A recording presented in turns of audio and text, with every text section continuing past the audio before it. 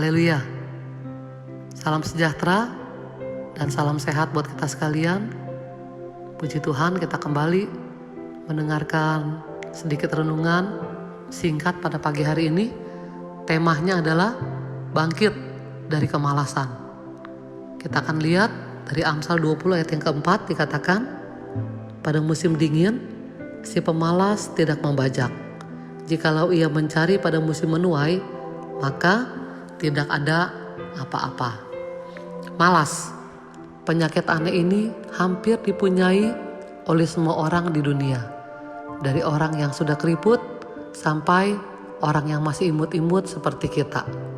Kata malas biasanya suka bergandengan tangan dengan kata menunda.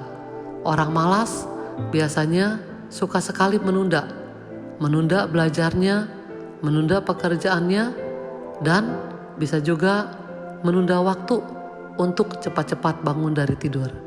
Memang bermalas-malasan, siapa sih yang tidak suka? Jujur, semua orang pasti suka. Kita juga suka.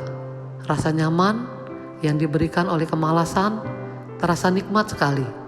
Tapi sebaiknya kita mesti ingat bahwa ada akibat-akibat buruk yang bisa ditimbulkan dari yang namanya kemalasan. Malas belajar memang enak, tapi akibatnya kita bisa tidak naik kelas. Apalagi jika kita malas bekerja, bisa-bisa kita dipecat dari pekerjaan dan tidak ada hasil atau gaji yang kita akan peroleh untuk kebutuhan, keperluan kita sehari-hari. Kitab Amsal ini juga mengatakan hal yang serupa, di mana akibat-akibat daripada kemalasan. Pada musim dingin, si pemalas tidak membajak. Jikalau ia mencari pada musim menuai, maka tidak ada apa-apa. Orang yang malas akan menggunakan musim dingin sebagai sebuah kesempatan untuk lebih lama berpelukan dengan kemalasan. Padahal semestinya, meski musim dingin, bukankah saat itu adalah waktunya untuk menabur dan membajak juga? Tidak ada kata malas seharusnya. Kemudian yang terjadi selanjutnya adalah pada musimnya menuai, orang malas itu tidak akan mendapat apa-apa. Sudah pasti, menabur saja tidak, apalagi kita akan merasakan penuaian yang besar. Senada dengan itu, Paulus juga memiliki teguran yang lebih keras dan mantap. Jika seorang tidak mau bekerja, janganlah ia makan. 2 Tesalonika 3 ayat yang ke-10. Kata-kata ini diucapkannya ketika Rasul Paulus mendengar ada beberapa orang di Tesalonika yang tidak mau bekerja, tetapi sibuk mengurusi hal-hal yang tidak berguna alias sibuk dengan kenyamanan mereka sendiri. 2 Tesalonika 3 ayat yang ke-11. Kemalasan dalam jangka pendek memang bisa kita rasakan menyenangkan. Tapi hati-hati, kemalasan itu seperti candu. Sekali malas, maka kita ingin malas terus-terusan. Namun, lebih dari itu, kita harus mengerti bahwa ada akibat yang sangat buruk dari kemalasan, yaitu kemiskinan dan juga kerja paksa. Amsal 6 ayat yang ke-11, Amsal 12 ayat yang ke-24.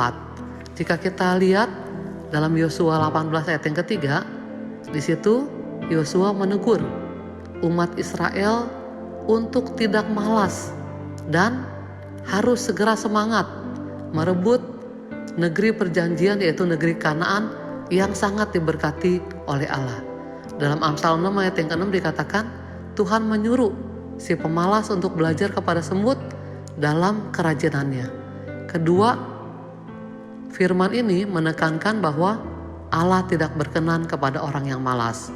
Ciri-ciri orang yang malas adalah suka menunda-nunda pekerjaan. Amsal 26 ayat yang ke-13. Juga suka tidur. Amsal 26 ayat yang ke-14. Suka mengerjakan sesuatu tetapi tidak tuntas. Amsal 26 ayat yang ke-15. Mereka juga merasa diri paling pandai atau sombong. Amsal 26 ayat yang ke-16. Sekarang kita akan lihat juga bagaimana ada akibat-akibat daripada kemalasan. Yang pertama adalah dalam Matius 25 ayat yang ke-26, hidupnya akan dikecam oleh Allah. Di situ dikatakan, hai kamu hamba yang jahat dan malas. Jadi orang-orang yang malas bisa dikategorikan adalah sebagai sesuatu kejahatan di hadapan Tuhan. Dan dikatakan lagi dalam ayat yang ke-30, hai kamu hamba yang tak berguna. Jadi kalau kita malas, maka kita dikategorikan juga oleh Allah adalah sebagai hamba yang tidak berguna. Yang kedua, akibat daripada kemalasan, kehilangan kepercayaan dari Allah. Matius 25 ayat yang ke-27. Firman Tuhan katakan, ambillah talenta itu dan berikan kepada orang yang mempunyai 10 talenta itu. Tidak mendapatkan apa yang seharusnya menjadi miliknya.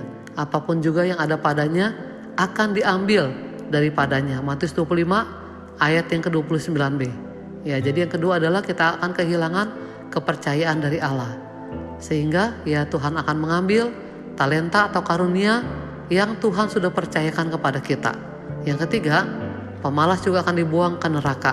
Matius 25 ayat yang ke-30. Ya, firman Tuhan katakan, campakkanlah hamba yang tak berguna itu ke dalam neraka.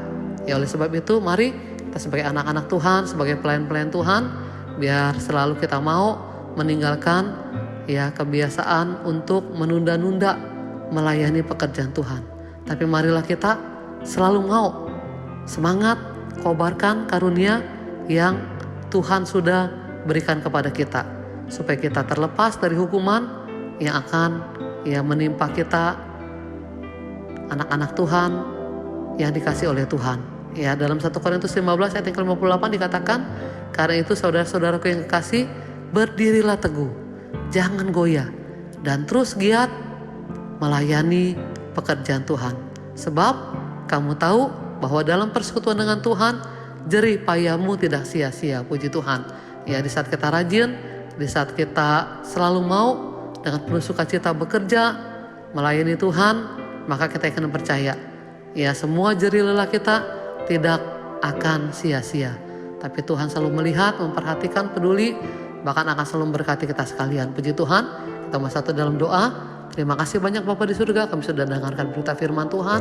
Tuhan Yesus menolong kami semuanya, berikan kepada kami semuanya kerajinan, semangat, sukacita untuk kami boleh terus setia mengiring dan melayani-Mu Tuhan.